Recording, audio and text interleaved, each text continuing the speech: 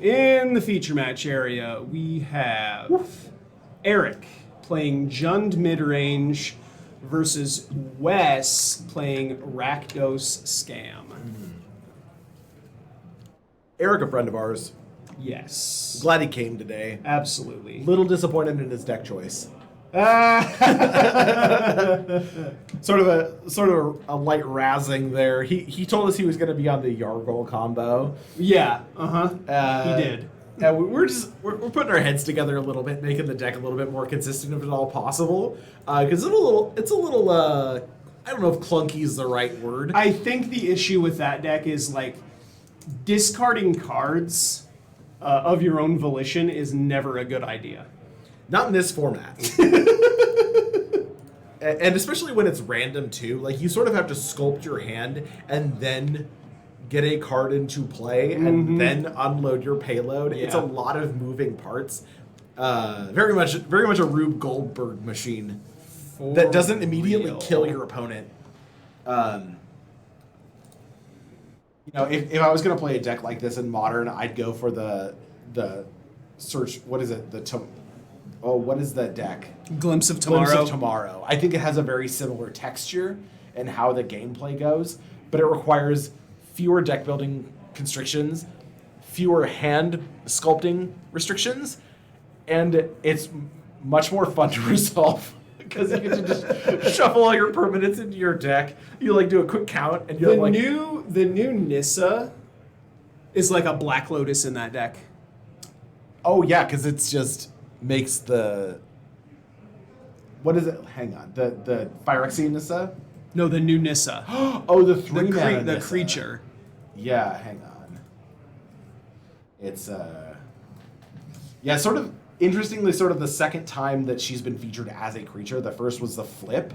So Nissa, Resurgent Animist, is a creature that when a land enters the battlefield, add 1 mana of any color. Yeah. So, and then it has some triggers for if it triggers multiple times in a turn, which it will. Right. Where you get to just cascade into a fetch land makes it into a Black Lotus. Yeah. So you play the fetch land, you get a mana, you crack the fetch land, you get a mana, and then you have the land to make a mana. It's just a Black Lotus. And then if you do it again, if you trigger it a second time, you also get to cascade into an Elf or Elemental to go into your hand. So this is game 2. These players already played game 1, which Wes won. So Eric is going to be on the play for game 2. He's going to get things started off with a Black Cleave Cliffs and a Thoughtseize. Classic Jund. Dueling Black Cleave Cliffs here. Card recently got reprinted. They are choosing to play the original printings, though, from Mirrodin Besieged. These are Mirrodin Besieged, right? Yeah. Yeah. I think... Not New Phyrexia. I think, Mirrodin Besieged. Yeah. I just picked up a Black Cleave Cliffs this morning, but the new printing. It is the showcase. Yeah. With the lava or the smelting. The smelting. Great work. Yes. My favorite of those showcase cards is Seachrome Coast, though, and you know why. I don't know that I've ever seen the Seachrome Coast. Oh, you have. It's the teeth. It has molars in the background. That's funny. It's really messed up looking. So if you are Jund here, what are you taking? On Jund, probably that monkey. I mean, it depends upon what you have in your hand. Jund, you're playing a very removal heavy deck. I like taking the unlicensed Hearst here. So yes, I agree. That is also a good hit. We don't have a second land in hand for Scam. He does not have a second land. So that's why I would take the monkey, because then he can't generate the additional mana from the attack. Again, removal heavy deck. That is also true. Yeah. You are playing a very long game. Yep. He's going to draw a lot of cards. Trying to take him off of lands is not going to work. You're right. So what's the card on the far left there? The black one. That is one of the Undying. It's one of the scam cards. Oh, sure. Okay, I don't know which one that is from under the floorboards. Well, I don't know what it's called. I think Undeath. Hearse is 2 mana, right? Yeah. Yeah. I like taking the Hearse here. I think you're right. We are playing to our outs because we're going to be able to punch the monkey. We are going to be able to kill the monkey, yeah. Yeah. I haven't seen the contents of Eric's hand, so if he doesn't have a removal spell in hand, I could see taking it. I'm going to make the assumption that he has a removal spell in his deck. There are 14 of them in there. Yeah, and you don't really need the Terminate or the Bolt because those are sort of the, it's whatever. It's the matchup you're playing. Right. And if they want to 1-for-1 me. They're going to kill your creatures no matter what. Jund is sort of a deck that's built around grinding 1-for-1. We need to beat them by playing a long game. Correct. And Hearse is just going to get a lot of incremental value.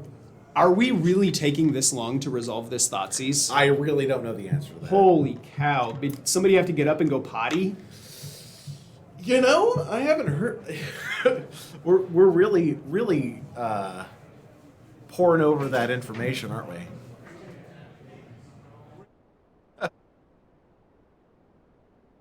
It's a judge call. Oh, on what?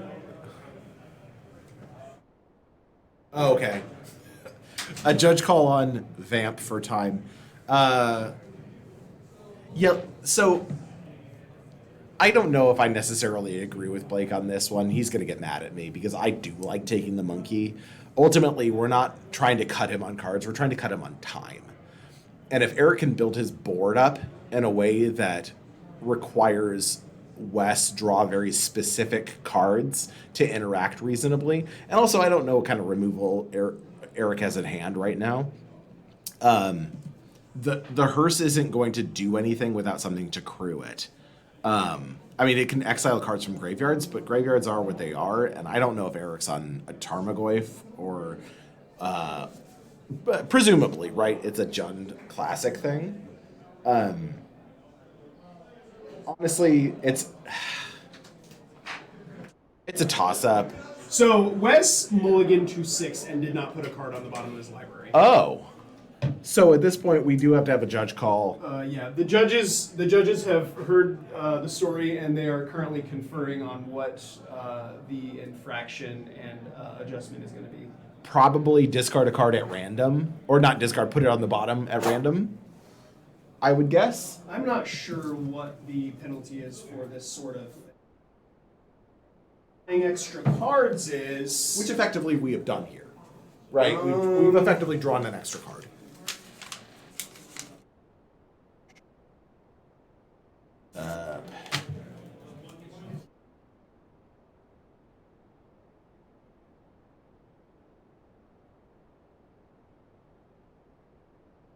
Yeah, it's sort of a. So I'm looking up the.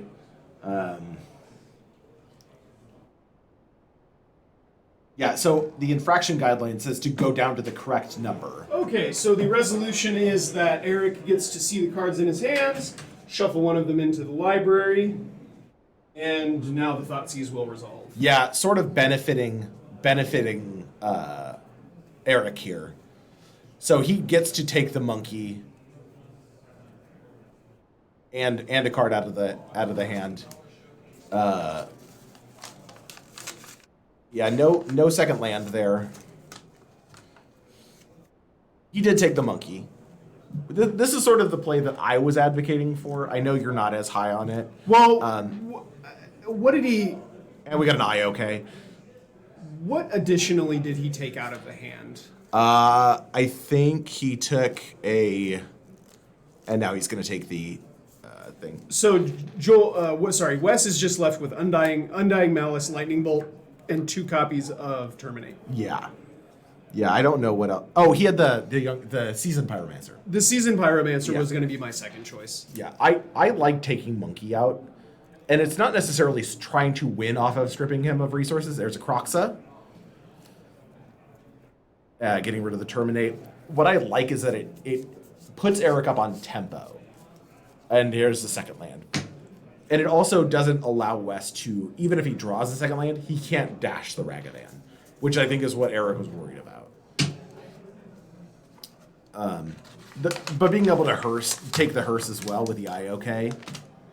Yeah, he just completely dismantled him here. Yeah. So Eric's list is very high on discards. We have 4 copies of Thoughtseize, 3 copies of Inquisition of Kozilek, and 2 copies of Croxa. Okay, sure. Yeah, I like so that. 11 total discards. Inquisition doing a lot of work in this format. Like, there's a lot of low drop cards. Yeah, I think Inquisition of Kozilek, Modern is like the only format where you can play Inquisition of Kozilek with a straight face. Correct. Yeah, I agree. There's too much, like in Legacy, Duress is just better. Generally, yeah. Yeah. Yeah, unless you're facing a deck with a lot of the evoke creatures, in which case, like... In Legacy? Yeah. Like, if you're playing against a deck with... Against Death and Taxes, because that's the only deck that I know of that plays those. I guess Elves plays Endurance. Reanimator plays Grief. Yeah, you're right. I forgot about Reanimator playing Grief. And but again, like, it's all a meta call. Like, I don't think you main board any... Like, I would rather play a Duress over...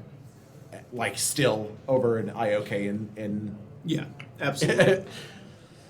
The only decks that really play Duress are like Storm. Correct. Yeah, because those are the decks. Those are the cards. It fights the cards that can interact with you favorably. That and Pauper. Like, obviously can't play IOK. Sure. Doppy Voidbuck are going to hit the battlefield. And it's going to eat a Fatal looks Push. like a Fatal Push is going to take care of that. I believe the Fatal Push, does it get exiled? It should. Yeah. The Fatal Push should be It exiled. should be exiled with a counter on it, yeah. Looks like Red and 6 is going to put that Boseiju back into Eric's hand. Yeah, it's... That's sort of like the best possible use for Ren and 6 right now is just is being able to Boseiju every turn. Like, you can literally run them out of cards in their deck. Yeah, I mean, if that's the kind of game that you want to play, that is the thing that you could do. It's very funny. Rakdos Scam is one of the decks that plays a lot of basics, though, so, I mean, I don't love it. I just like the idea of being able to Boseiju their non-basic land, and then they get a non-basic land from it, and you're just running them out of lands in their deck. Like, there's a grindy... Like, increasing their draws every turn. I guess it does. I don't think this is I don't think this is a good game plan. Hey, let me play my garbage tier Magic, man. Classic. We're gonna mill them out by getting rid of all their lands. We got a bolt. Looks like a lightning bolt is gonna not take care of the Ridden 6. No, it's just knocking it down a little bit. It's gonna take a little loyalty off there. Another Black Cleave Another Cliffs. copy of Black Cleave Cliffs. Sorry. Bless you. Thanks. Here's a Blood Moon. Boseiju being able to deal with that is like he should float. He should float a green mana here. Let it resolve. Yep. So, float. He did not. Maybe he just doesn't care. Yeah. I mean, honestly, this does make his Croxet easier to cast out of his graveyard if he gets a second black mana. Sure. Yeah, I don't know. He could already cast it. Anyway. I would have probably. I think destroying the Blood Moon there was a good idea. Yeah.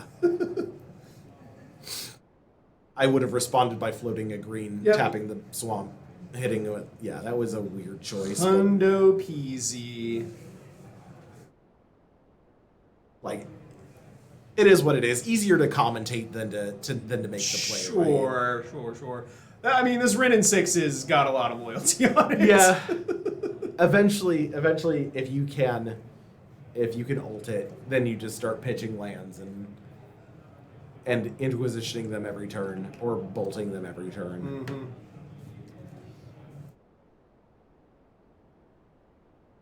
Wes throwing out a... Here's a Fable of the Mirror Breaker. Wes on a lot of mountains there too. But he does not have any black mana. But this goblin's going to be able to make... It is going to make treasures. Yeah, when it that's true. in. You are right. What kind of goblin token is that? It looks like the guy from Strixhaven. I don't know what goblin token that is. Yeah, it's weird looking. I have a RK Post goblin that I got from From RK Post? Well, no, from the MagicCon in Minneapolis. Oh, okay. Oh my gosh, I could not remember what I was going to say. Yeah, there was a whole saga behind me getting that card. Because from this most recent Magic Fest? Yes. That you weren't at? I didn't get it. So Sean So you sent somebody up there to get you a token. Sean was already there. Looks like a dashed Ragavan is going to come into the red zone with this goblin token. Gonna make some treasure. We get 2 treasures coming. Should not make a treasure. It should not exile the top card because he's hitting a planeswalker. Nope, should not flip that card. Oh, we're calling and judging. Yeah. Sloppy plays. So Sean, we're back to the goblin token story. yeah, Sean got me the token. He was like messaging the group and he was there and he got the token for me. And they're numbered.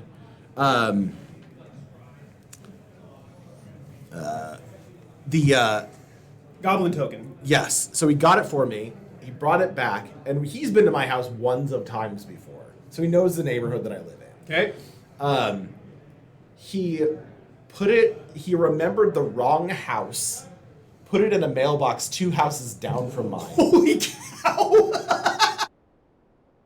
If you've seen this token, Rip. it's a menacing looking goblin. It is an So somebody just came out to get their newspaper in the morning, and they were like, "What the?" 100% correct. It probably looked like a threat. Like they were like, "Oh no, what is So this?" when you came, you were like, "Where's my goblin token, Sean?" And he was like, "I put it in your mailbox." I messaged him and I was like, he's like, "I put it in your mailbox." I was like, "Cool." And then like a couple days later, I was like, "Did I get mail already? I didn't see it in there." And I messaged him and he's like, "It's this address, right?" And I was like, "No, Sean, it was not." And he's like, "Oh no." So I've never met these neighbors before. They moved in earlier this year, and I had to go down, introduce myself. I understand. Thank you, Siri.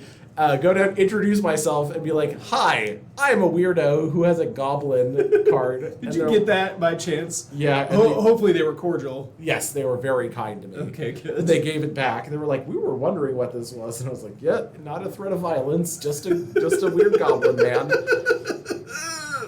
Much. Yeah, That is quite a journey that your goblin went on. I do love the token. It's very weird looking. I'm trying to look up the. And they're numbered Is it too. custom, or is it just one of his like stock tokens that he has? Okay, so it is technically a stock token, but it was a limited series of 500 of them, and they are all okay. numbered and signed. Sholdred, the Apocalypse, gonna come down. He's casting this off the treasures. Man, not hitting the Blood Moon with that Beseiju. I don't know that mattered a whole lot. We're gonna cast Fury. Is he casting it on his own turn? I don't know that. Yeah, I don't know that the Blood Moon mattered a whole lot. Yeah. It depends upon what Eric has in his hand, I Yeah. guess. It's hard to say. He can function off red mana alone. Obviously, Fury doing a job. Fury not killing Shieldred. No, It does get to take care of the reflection of Kiki and Jimmy, it though. blocks very well. Like, Oh, that's true. It does block the garbage out of the Shieldred. yeah, and it like they'll trade. No, actually, it won't block it. Shieldred. Oh no, it will, but they'll both die. They trade, Yeah, yeah. they'll trade. For some reason, I thought Shieldred had first strike, and I was like, wait, no, but no, it'll first strike it, then it'll hit it with regular, and then they'll both die. So he's gonna attack, make a treasure, Terminate. Fury before blockers. which I think he knew about. So Rin and 6 gonna hit the bin. Ugh. And another Ragavan. And it's gonna lose 2 off of this Shieldred. Shieldred, very good card. Would you believe it? She is. Can confirm. She's got that thickness too. It's mostly the centipede, but you have to appreciate it for what it is. It's a dragon. That engine. is the dragon engine, yeah. It looks like a centipede though. It does look like a centipede. Very. Yeah. 100%. She got that centipede booty. Ooh, baby. Have you ever seen what she looks like when she's not riding a behemoth? Yeah. She's got the little skittering legs. It's unsettling. she like attaches her lower torso to a beastie. Praetors in general, very unsettling, as was that victory there by Rakdos Scam. Decisive. That'll be it for round 3 here at the old Cranky Man Collectibles Modern Championship Series Qualifier. We'll be right back with round 4 Woo woo! after this. Bye bye.